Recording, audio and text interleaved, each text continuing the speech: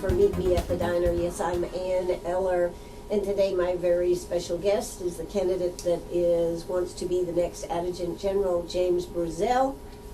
He's in studio with us this afternoon, as well as his daughter's here, sitting in the background. So, how are you doing today, James? Always good, Ann, and thanks for everybody for listening in Greenwood. I used to be in charge of this area for the Army, one of my Army Reserve assignments for, believe it or not, draft board recruitment. Draft boards are still in effect, believe it or not. We're just not drafting. So I spent a lot of time here at the hotel on the square, and I knew President Moran of Lander College, so I was always happy to visit him. Orlando University now, excuse me. Right, exactly, yeah.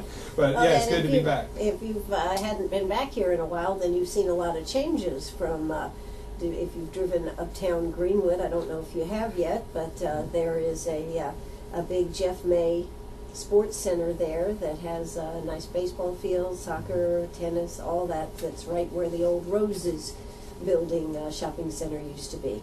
Okay. I'm going right after this. All right, and then of course you got to go uptown and see all the wonderful topiaries that we have. Some of the finest topiaries anywhere are right here in Greenwood, because it's the beginning of our flower festival here in Greenwood. Yeah, so you've got a lot of good. You came at a great time to be able to see some of these things. But James, where are you from originally? I was born in Charleston. This is kind of an interesting story. I was born to a 15-year-old unwed mother in a home for unwed mothers in Charleston called the Florence Crittenden Home. And Department of Social Services handled my adoption. Adopted me out 20 days old to a great family. And my father's a college professor that adopted me. He taught at Winthrop for a while. So I lived in Rock Hill the first 2 years of my life. And then he moved to Florence. Our family moved to Florence, and he was one of the founding faculty members of Francis Marion University, which is where President Moran, then Dean Moran, was the dean of Francis Marion. That's how I knew him. So most of my life I've grown up in the Florence, South Carolina area. Well, okay. So what made you decide that you wanted to be the next Adjutant General of South Carolina? You know, I've got 29 years in uniform for this country, been to combat 3 times, by far the most combat experience of any candidate in this race. But, you know, sometimes we run because we want to improve something, and sometimes we run because we need to see changes, and this is one of those times, on both counts. When I left the active duty Army in 1994, after coming back from Desert Storm, I said, you know, I want to be an airline pilot for a living, so I think I'll go back to South Carolina, join the National Guard. It'll be great. Well, I joined the unit in Easley. And the first thing that happened to me when I joined was my commander came to me and said, well, here's a $200 bill for the Adjutant General's campaign. And I said, you're kidding. A general wants a lieutenant and give him $200? What is this, Russia? and I had a bad experience with it, where I saw people literally buying their rank through campaign donations. And I went, this is unbelievable. And whenever I needed to fire a soldier, I wasn't proud of it, but some soldiers weren't cutting it. I was politically held back from doing so because the Adjutant General was scared soldiers would vote against him. It was unbelievable. So, and when exactly was that? That was 1994 to 96.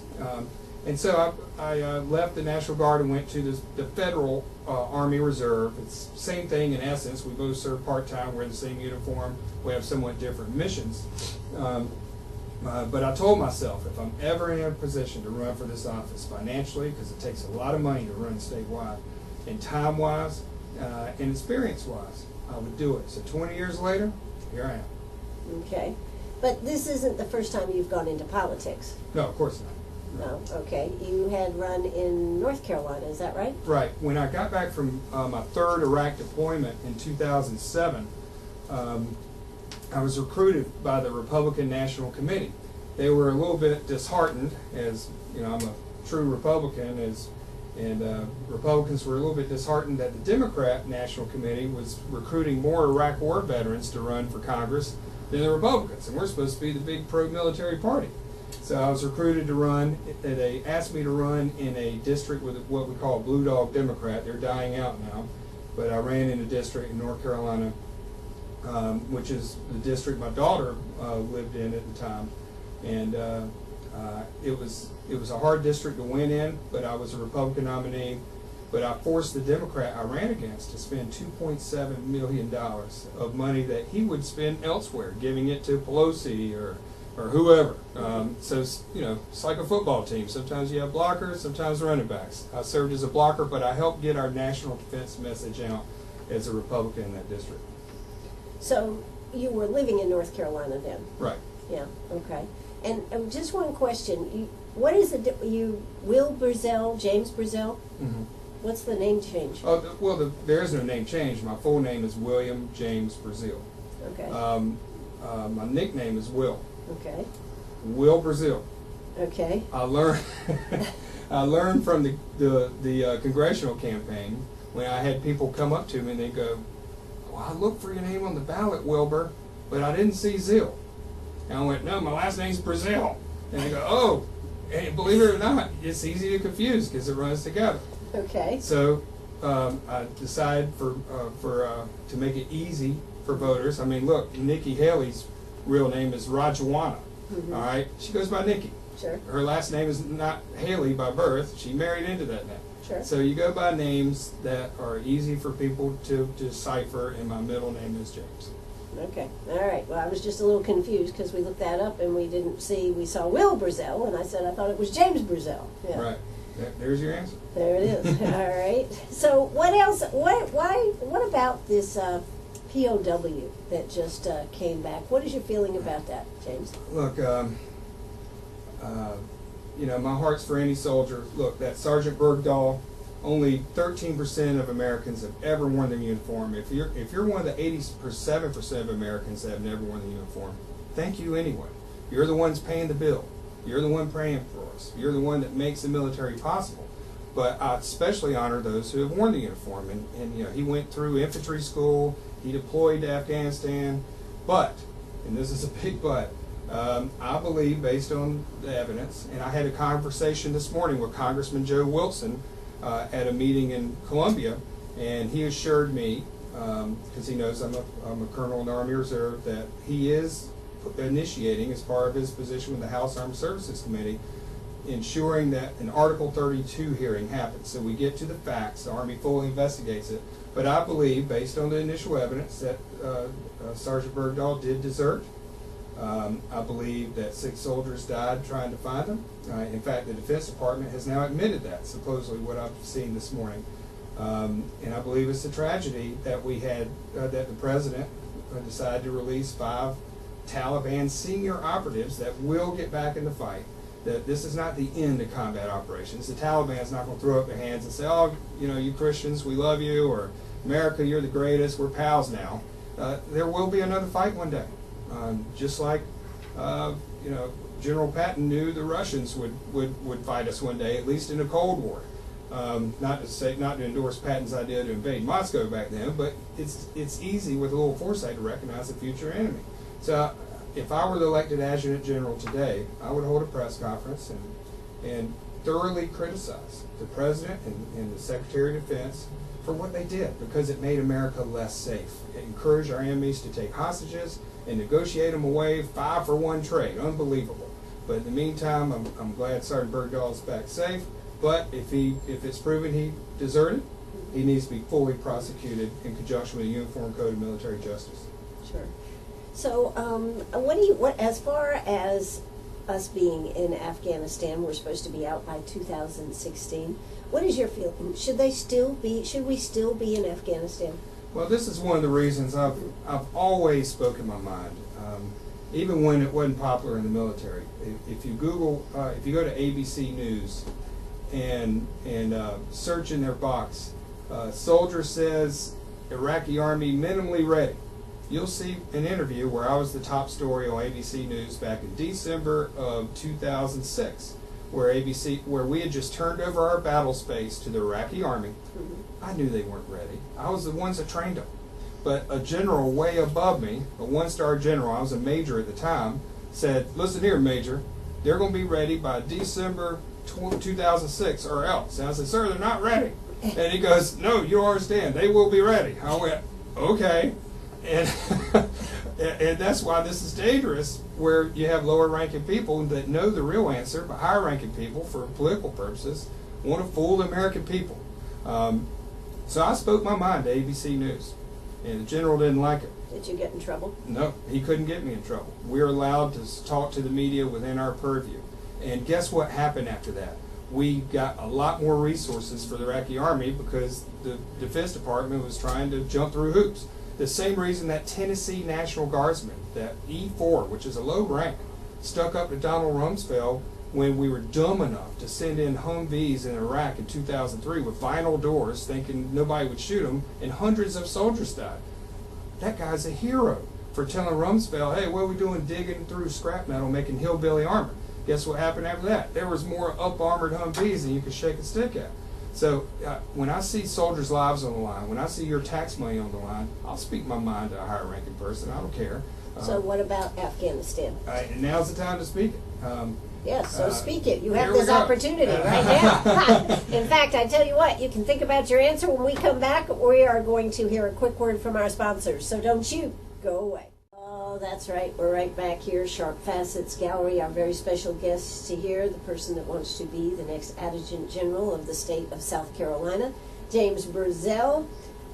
James, I was asking you whether we should still be in Afghanistan when we went to the break. What do you think? Well, I thought the combat operations ended 2014. They talked about leaving a small cell of trainers there until 2016. Look, I trained the Iraqi army, and they weren't even shooting at me. These Afghanistan army guys are shooting at our trainers. So Should we just leave then? I agree. We should? Yes. Let's get the heck out of there because guess what? They're never going to be ready. Their culture won't let them be ready. So why have we been there then, just out of curiosity? Well, of course we had to make them pay for harboring Osama bin Laden and for their attacks to let foreign countries know and groups know that you're not going to get away with it. You will suffer some repercussions. Mm-hmm. But, you know, of course this is out of our purview, just being the Adjutant General, if elected. It's a presidential deal, but we got to be more forceful in our response. Those cultures overseas only understand huge force, not the threat. They understand when they see cities blowing up. And I hate to be too draconian here, but how did we end World War II? With two huge bombs that got a message across to the enemy. And we've lost our ability to send that message. Well, there's talk about a lot of, and this I understand happens after every war, of cutting back the military by a lot. Should we do that? You know, if you look at the charts on what's competing with our federal budget, and we're still going in debt, $4.5 billion a day, $17.5 trillion in debt. In fact, you know, this blows people's mind, but if you came to me, Ann, and said, hey, let me borrow your car, James, and I go, sorry, Ann, you have to wait 1 trillion seconds. Would you live long enough to count to 1 trillion? I don't know, would I? 37,000 years. 37,000 years, Is okay. 1 trillion seconds. Okay. These are huge numbers. Right. Our number one... They're so big we can't even comprehend them. That's the problem. So if you talk to most military officers, and I understand this, our number one enemy is ourselves, our own spending.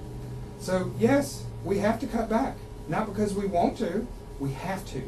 Our own biggest enemy is implosion from within until we get a handle of our budget. Now, all programs, I was completely in favor of sequestration and remain in favor of sequestration. That was negotiated by both parties, but because they understand the problem. Of course, they used it to kick the can down the road. But yes, we have to get more efficient. Ask any soldier, including this one. I see fraud, waste, and abuse constantly. In fact, the National Guard is being investigated now for across the country for a $100 million ripoff of taxpayer money for illegal kickbacks on recruiting bonuses. Unbelievable. So the fact is 80,000 soldiers from the active duty Army are getting cut. We can still make mission. We'll be fine. But I want to get a good portion of those 80,000 soldiers. In fact, our portion for South Carolina would be 1,600 soldiers if you divide 80,000 by 50 states. I want to get that experience in the South Carolina National Guard. Unfortunately, their view of the South Carolina National Guard is that it's a good old boy system and if you don't know somebody, you're not getting promoted. And they're probably right. I experienced that, got disheartened, and got out after 2 years. I want to change the culture to where we're a unit based on merit, not good old boy stuff. So I want to harness some of those 80,000 soldiers that are getting cut off active duty and give them a career in the part-time National Guard. Well, isn't that the biggest problem with the National Guard is it's supposed to be part-time, but it's not part-time. I mean, we've had some of our units deployed 3 and 4 times. Well, you know, that's I tell my soldiers this, and believe it or not, we were leaner and meaner because of those wars, because I had soldiers that had been wearing the uniform. You know, look, when a soldier shows up, and I just came out of battalion command in the Army Reserve, I take for granted when every one of those soldiers shows up in those combat uniforms, they will go to combat if they're ordered to. It was unbelievable how many soldiers refused to go. We didn't prosecute them either, we just let them out. And I was glad to know who was with us and who was against us, because I owe it to you, the taxpayer, to make sure you're spending your money wisely and that people are ready to go. So, look, that's the way it goes. If you're in the National Guard and you get benefits of it, we got great benefits now that we earn. Sometimes you have to deploy. And you know what? If it wasn't for the Guard and Reserve deploying since 9/11, we would have had a draft. No way around it. I used to work for the Selective Service System. I know we're ready to have the draft if ordered. And you talk about tearing this country apart, have a draft. So thank goodness for the Guard and Reserve for stepping forward. Oh, sure. It's just they get called on, and some of them more than what this part-time job that it's supposed to be. Oh, sure. Well, you know, they never were promised. I've been in 29 years now where I've never promised any soldier under me that stuff doesn't happen and you won't deploy, and they understand that. I know it's hard to be away from families, but you know, your country calls, and we're supposed to put country first. I've deployed 3 times. It wasn't easy, but I did it. Now, the VA scandal is just a huge mess. And of course, we here in South Carolina, they depend on the VA.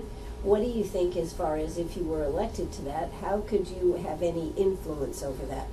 When I was the Republican nominee for Congress in 2008, it was my original idea. And you know, my daughter's here, she's nodding as well, I'm sure, because she was with me. Where I went up to veterans and I said, look, what are we doing? Why are we having veterans drive 2 hours to the nearest VA center to get health care that they're waiting forever for? Why don't we take all veterans, put them under TRICARE, which works beautifully, and have them choose their own doc? And veterans were very hesitant to complain because they were getting it for free, and they were scared they wouldn't if they cut back on government program. Now we see what's happened. And the reason the VA scandal happened is because of the bonus structure, where you know, bureaucrats should a federal employee, should a bureaucrat get a bonus? This is my question. I mean, if you're being paid a very fair wage, shouldn't you just do your job to the best? I mean, do soldiers, I mean, do you get bonuses for killing more people? I mean, you know, soldiers get bonuses for re-enlisting. Okay. And that's based on capitalism in a way. If you're a nuclear engineer in the Army or a physician, they give you $50,000 to $100,000 bonuses to keep your talent because they know they'll lose you. Right. But willy-nilly, everybody, heck no. And I'm with you. No bureaucrat should get a bonus, especially if they don't have a skill that is really that marketable outside. Because look, a lot of federal employees get paid more than their civilian counterparts, not less, when you consider benefits, you know, which are a huge proportion in retirement, the golden retirement. So look, anytime you have bonuses, same thing as that National Guard scandal that's going on, that's affecting 56 soldiers in South Carolina. When you throw money into something, there is a potential for corruption. That's exactly what's happened here. And people died. That's what we forget. People have died in this scandal. And this is the only health care that a lot of veterans have is the VA system. My idea, back when I was running for Congress in 2008, and now, get rid of it. The only way to VA? That's correct. Get rid of the VA. That's right. Wow. Okay. Well, what would they do? These people would all be unemployed up there. Washington, D.C. couldn't cope. Put them on the border. We need them to watch the darn border. Okay. Well, when we come back, we'll be talking more with James Breazeale. Right now, it's time for South Carolina Radio News and a word from our sponsors. Hey, if you have a question for James, give us a call. 229-7984. That's 229-7984. Are you a pirate or a pack rat? Do you have a vacation of a lifetime sitting in the attic? Or a college tuition hung on a wall? Or is a fabulous retirement hidden in your jewelry box? Bring those items to Sharp Facets Gallery. We can establish value and buy from you or sell for you. And so ends another chapter at Sharp Facets Gallery, 72 Bypass, and on the web, sharpfacets.com.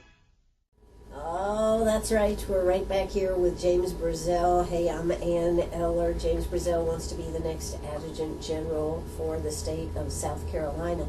Now, James, one of your platforms is you want to make sure that this position remains an elected position. Now, it is my understanding that it is not going to be after this term. So you want to explain that to us a little more? Well, what the legislature has done is the state Senate and the state House have passed a referendum, if you will, to put it on the ballot. Look, this isn't just somebody, this isn't a monarch who's our governor waving a hand saying it shall be appointed instead of elected. You, the voter, you, the citizen, have the ultimate say whether or not we change our constitution of this great state. The early writers of the Constitution saw that this position, the head of our militia / National Guard, needs to be elected because elected people are most accountable to the voter. So the bottom line is, this November on your general election ballot, you will see a question. I don't have the exact wording, but basically, yes or no, are you in favor of appointing this position instead of elected? I urge you, I beg you as a soldier who's seen my fellow soldiers die on the battlefield, who's been with them, who's affected by it every night, to keep it elected. And whether I win or lose this election June 10th in this Republican primary, and I obviously ask for your vote, but if I'm not successful, you're going to still see James Breazeale all over the state on my own dime campaigning against appointing this position. It needs to stay elected because only an elected general can truly speak their mind on what's truly happening in the military.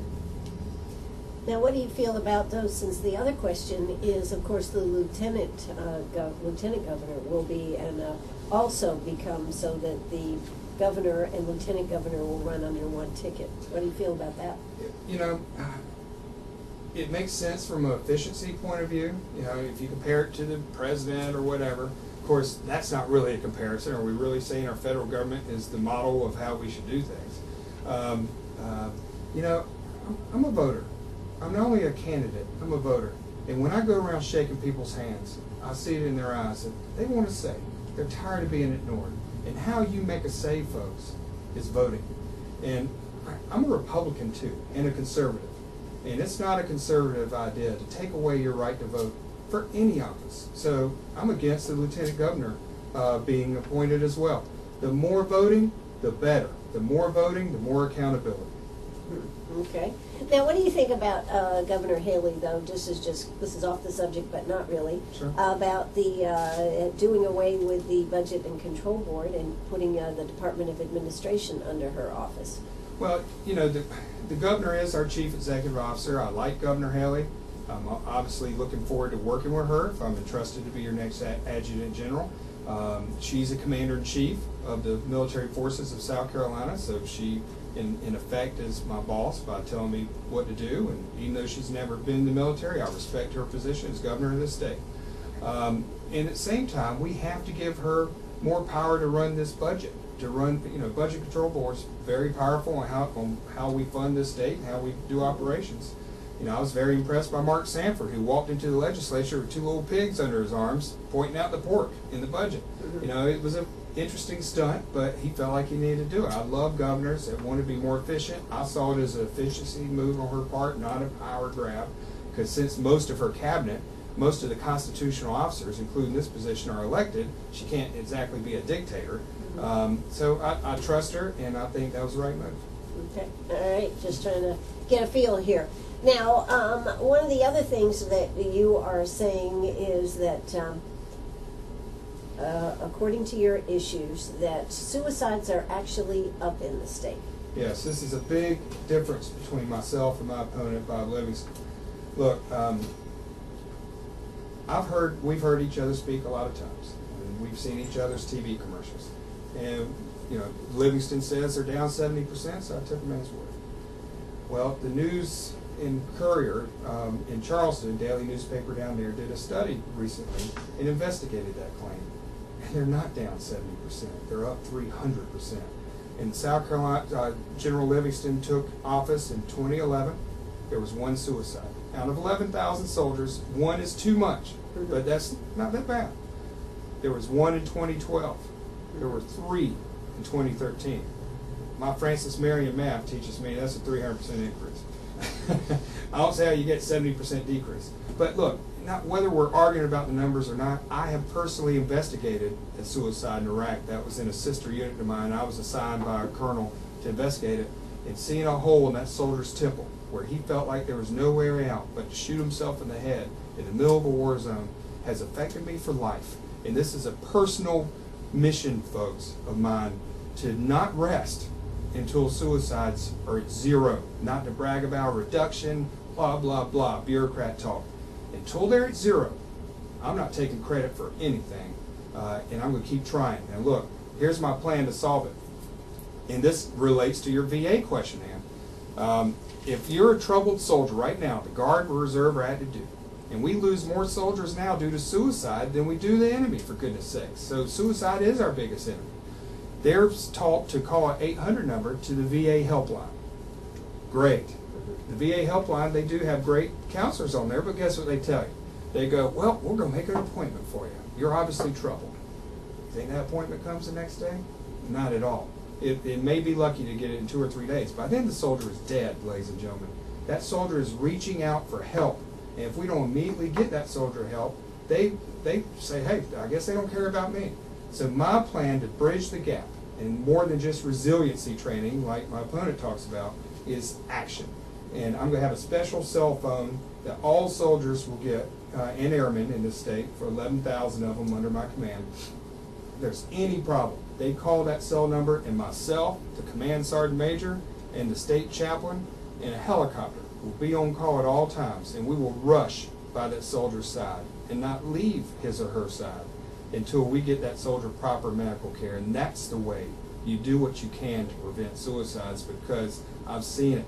I've seen soldiers in distress. I've hugged them when they were crying because they just had a breakup halfway around the world, and they wanted out right then. Sometimes you have so much pain, you want out. It's almost a natural reaction to pain that we have to intervene in to stop. Sure.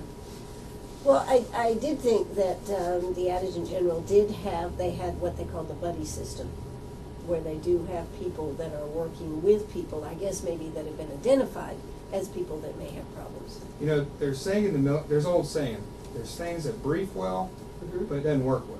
Okay. That one-star general said, hey, Breazeale, they're going to be ready in December. Got it? That briefed very well. I don't think it worked well, because Al-Qaeda's already taken over darn Iraq. Right? Yeah, exactly. So the buddy system briefs well. It works well when they're together that 1 weekend a month. But then you go home. Well, I think I was under the impression that it actually was more than just that 1 weekend. Well, it's obviously not working, because they're up 300% from 2012 to 2013. And so this is another creative solution that I think will help, because obviously we cannot count on the VA to they have great counselors. I'll give them that on that 800 line, and you don't wait long to get through. But they can't take action and follow it up as quick as they need to. All right, another question. You have taken you want to have, you're only going to serve 1 term if you're elected. Right. And you've made a pledge on that. Right. I'm the first candidate, and I urge everybody to go to my website, jamesforgeneral.com, click on term limit, and you'll see a video. And this originally came about as my candidate for candidacy for a Republican member of Congress. I'm the first candidate in the history of this nation to bond my term limit pledge. And what that means is, this is a sin on behalf of Republicans and Democrats. I mean, you remember the Newt Gingrich revolution, where contract with America was, oh yeah, we're going to have term limits. Only one of them observed their term limit pledge, and that was J.C. Watts from Oklahoma. The rest of them all of a sudden said, oh, they need us too bad, we got to stay. Right? It didn't have any teeth in it. Right. My pledge has teeth, because I've taken my entire net worth, and I'll tell you right now, my net worth's $500,000 through savings and 401ks, and I rolled it up. Your daughter's listening. Right? Yeah, I hear that. Okay. Look at her. I need to put a bulletproof vest. And I rolled it up into a legal bond, made to charity. If I break my word to you folks, I will be penniless. And it all goes to charity. And in fact, it's such a good legal bond made to charity. My attorney said, what are you doing? This is airtight. I said, it's supposed to be. I want you to trust me. I know you don't trust politicians, but I want you to trust James Breazeale because I'm not one. I know every politician says they're not one, but look, I don't want to be away from flying my precious airplanes for more than 4 years. I want to get in there, be the best general these soldiers have ever seen, that exercises with them, that does things that normal generals don't do, and is a part of their life, makes us better. And then I go back to my civilian career, and you let another person that you elect take over the South Carolina National Guard. No general should stay in command more than 4 years anyway. It's not the way our military was designed. Okay. All right, so you're a one-term politician then. That's it. A one-term politician here. You call me a politician. Well, I guess you really are, aren't You you? might as well call me a mortician. Yeah, probably. I guess so. Hey, I'm here with James Breazeale. I'm Ann Eller. Right now, let's hear a quick word from our sponsors. We're going to come back and cover a couple other issues. Don't you go away. Oh, that's right. I'm right here, Sharp Facets Gallery. Yes, I'm Ann Eller.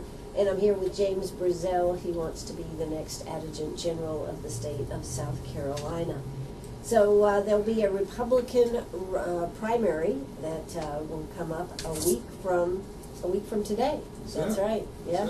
So how you feeling about things? Fine. Driving in here today, I saw a bunch of signs for my opponent. Yeah. So competition's good. Yeah. If he wasn't worried, there would be signs all over the place, right? So, competition is good. Competition is good, and I think it makes us all stronger. I know in the jewelry business, I would actually rather have more jewelry stores in our community. We used to have about 10. Now we're down to about 3. Mm. And when I want to shop for jewelry, what do I want to do? I want to be able to go from store to store to store. Well, in Greenwood, it's kind of tough now because we don't have as many jewelry stores. Well, it's interesting you should say that because, I was manned up and when I decided to run for this, I went to go see Livingston in his office in Columbia in mid-March, and I said, look, I'm thinking about running. We had a nice 2-hour conversation about the issues, and then at the end he said, well, I don't need the distraction of an election, James. I'm like, you're kidding. Wouldn't you like to have your elected official? Well, I just don't need the distraction. I said, well, you got an opponent now. I've got $3,600. I'm going to file. But I also said, wouldn't you like the mandate of an election? If your views have been heard, because when he got elected 4 years ago, there was nobody else on the ballot. He won the election by voting for himself. When you have competition and somebody still chooses you, what a mandate. Yeah, that's true. So thanks for having us both on so people can make an informed decision. I'm disappointed he's chosen not to debate me so that they can really make a better informed decision, but I urge people to go to my website, jamesforgeneral.com, and I do have a video or audio comparison that was recently taped. It's a 25-minute long segment that fairly compares us because unfortunately fairly compares us. Come on now, James. It's got to be slanted a little bit in your favor. I urge you to listen. You tell me. All right. Well, I actually read his positions off his website. Anyway, but I tried to do it as fairly as possible, and it was broadcast live on the station when I did it. And I just put the recording up. But no, that's why I asked for a debate so people could we got people's lives at stake here. There's 11,000 soldiers on the line that need the best, most experienced leadership. So this is a very important office. Absolutely, it is. So, just for the record, we are making a video today, and there'll be a podcast on our website, and you can use it however you would like. Okay. All right. All right. So now that we're talking about one of the questions, one of your platform issues is the national debt. The national debt, right? What do you feel about that? Look, one thing I learned was when we came under scrutiny, last year was a tough budget year for the military. And when I was in command of my battalion, my budget was $1.7 million. And my boss, who was in Denver of all places, who set our budget, said, you're only getting $1.3 million for next fiscal year. And we went. And my staff went to a tizzy. And they ran into my office and they said, how are we going to make things work, Colonel? And I said, you know what? It's time to start thinking. And this is when you were in the military? I'm still in the Army Reserve. Okay. Right. All right. And we have battalion commands in the Army Reserve. Okay. We started thinking, and we came up with $400,000 in savings, and we turned it back into the government. And we had no idea we could save that much because we never thought about it, right? Yes. The military, you know what the military does in all government agencies at the end of the fiscal year, which is September 30th, any money left over they spend. Yeah. Because they're scared they won't get the same next year. I think that is ridiculous. Whether we're talking about the military or the VA or the Treasury, whatever you're talking about, we have got to reform how government works. And it starts with somebody stepping out. And I'm willing to be that Adjutant General that says, you know what, we're not going to use all our money every year. We're going to turn some back in. We're going to be the most efficient National Guard in the nation. So that's how we start to contribute to ending the national debt or decreasing it. Sure. Now, you also are for, let's see, is it Black Hawk helicopters versus what we have now? Right. We have a mixture of Black Hawk and Apache helicopters. And it's interesting, I should be on now. Last night, I was in good old Lizard's Thicket in Columbia eating. Yes. And I came across a crew chief in that Apache battalion, which is in Eastover, South Carolina, at McIntyre Air Base. Apache helicopter, folks, is an attack-only helicopter. It doesn't carry people. It cannot rescue you on top of a burning building or a flooded building. It's a two-person helicopter with a crew of two, with a big old Gatling gun on it. All right, you can't use it to shoot a hurricane out of the sky. All right, hurricanes don't give up that easy, No, right? they don't. So, the federal government, in order to reduce our national debt and to have a $6 billion a year savings, wants to take our Apaches and look. You, the state taxpayer, do not fund the National Guard. Most of our funding is federal. Now, you do it through your federal tax dollars. It's all one lump sum, right? But the federal Army, in order to comply with their mandate to save money, has said, you know what, we're going to discontinue a scout helicopter known as the Iroquois OH-58 Delta, and we want to bring up all the Apaches from the National Guards all over the state to fill that role. Perfectly good idea. I'm not in favor of everything the federal government does, but finally they're thinking, just like my staff was thinking, to save $400,000, and we're going to save $6 billion. Now, if my opponent will have issue with this, but what's his idea to save $6 billion a year? Is my challenge. And in return, they're going to give us some Black Hawk helicopters, which can actually be used to save lives here in South Carolina. And if we had too much of them, like I'm sure my opponent will say, let's turn them in. Let's don't accept them. In the name of saving our national debt, for goodness sakes. Now, I also have a plan to merge the Guard and Reserve. Look, I work for an airline that was just merged into another airline. Now, our stock went up by 400% because of the efficiencies we saved. It's time to take the Federal Army Reserve, the Federal Air Force Reserve, and merge it with the Federal, with the State Guard, and there's Air Guard and National Guard. What will that do? It will create efficiencies and save billions. My estimate is $20 billion a year. That will save if we merge those forces. It's time to get smart how we work in the government operations while we continue to be effective as a combat force. All right. Well, James Breazeale, it is always a pleasure to sit down and talk to those that want to serve. I'm always impressed to meet somebody who does want to serve in our country. So I want to give you 2 minutes now to tell people why they should vote for you as Adjutant General, James Breazeale. Well, folks, it boils down to a simple acronym. If you were going to abbreviate the South Carolina National Guard with an acronym, it would be SCNG, South Carolina National Guard. S, suicide. Nobody in this country, no Adjutant General in this country will fight the purveyance of suicide that's infecting our forces like I will because of my personal experience. Competence. I have by far the most experience of any candidate in this race. By far the most combat experience. I've been in every possible component. I've worked at all levels for all different type of leaders. The national debt, I'm focused on making this an efficient force. And of course, God. I'm also a holder of a master's degree in religion from the largest evangelical university in the world, Liberty University, right up the road in Lynchburg, Virginia. And I want to let you know that I see the world from a Christian worldview. What that means is I know we're on a mission. I know we're one nation under God, not the other way around. And my service to you is what God has commanded me to do, to serve my fellow man and fellow citizen. And what better way to serve than to open up with a daily prayer to say, how can I make the National Guard of South Carolina today more efficient, and more effective for the citizens of South Carolina. And that's why I'm proud to have been awarded the Bronze Star for those efficiencies I saved in Iraq when I was deployed there my 3rd time. Folks, it's about trust, and I ask you to trust me. I ask you to go to Breazeale or jamesforgeneral.com, jamesforgeneral.com, and look at my website, look at my videos I have posted on the issues, and urge for you to let this soldier continue serving as your next Adjutant General of South Carolina. Thank you, and God bless you. All right, this is WCRS right here in Greenwood.